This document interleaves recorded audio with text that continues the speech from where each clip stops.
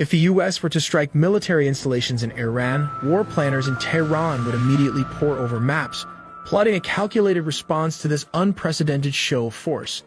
The stage would be set for a conflict where geography, technology, and audacity collide.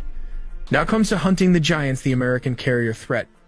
Iran's strategy to neutralize U.S. naval power begins in the congested waters of the Persian Gulf and the Strait of Hormuz. Hundreds of small, high-speed attack boats armed with machine guns, rocket launchers, and anti-ship missiles would swarm American warships, forcing them to defend against multiple threats simultaneously.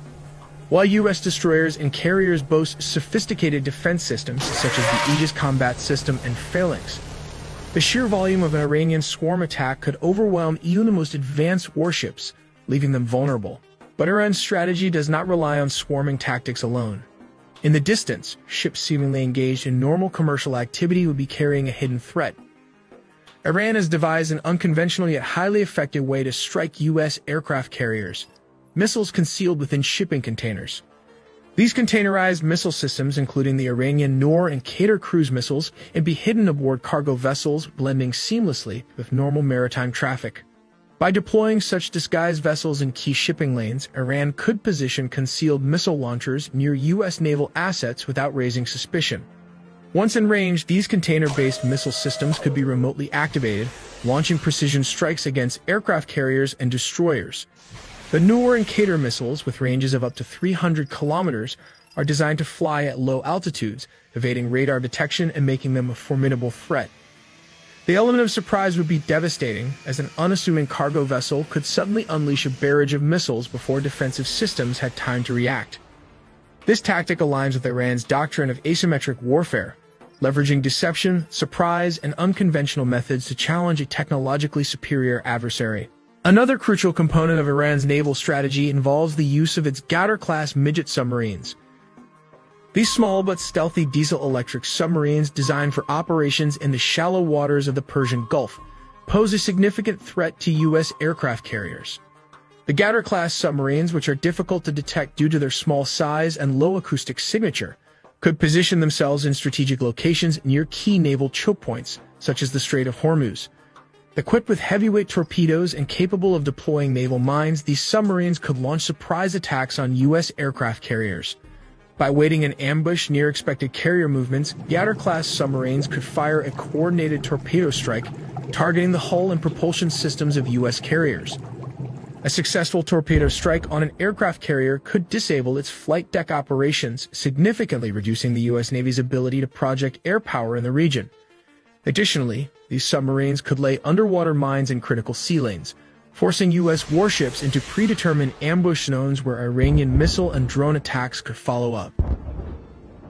But Iran would also need to launch simultaneous attacks on American airbases, proxies, and forces stationed nearby. In Qatar's Al Udeid Air Base and Saudi Arabia's Prince Sultan Air Base, F-35s and refueling tankers stand ready. Yet these installations lie within striking range of Iran's growing missile arsenal.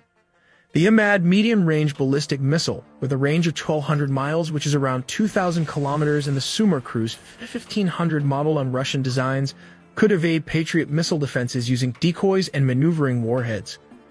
These precision-guided weapons would aim to cripple American air power before it could respond effectively. Iran's strategic calculations extend beyond direct confrontation. Proxy forces such as Houthi rebels in Yemen and Iraqi militias could launch ballistic missiles or Kasif drones at Saudi bases, forcing U.S. and allied forces to spread their resources thin. These indirect attacks would serve as diversions, complicating America's ability to mount a coordinated defense. Let's explore how Iran might target Diego Garcia, the U.S. fortress in the Indian Ocean. As tensions rise on the high seas, Iran could turn its attention to Diego Garcia, a remote but vital U.S. military stronghold in the Indian Ocean. This heavily fortified island serves as a key staging ground for America's strategic bombers, including the nuclear-capable B-2 Spirit stealth aircraft, designed to strike deep into enemy territory undetected. So how might Iran counter this threat? The answer lies in covert maritime tactics.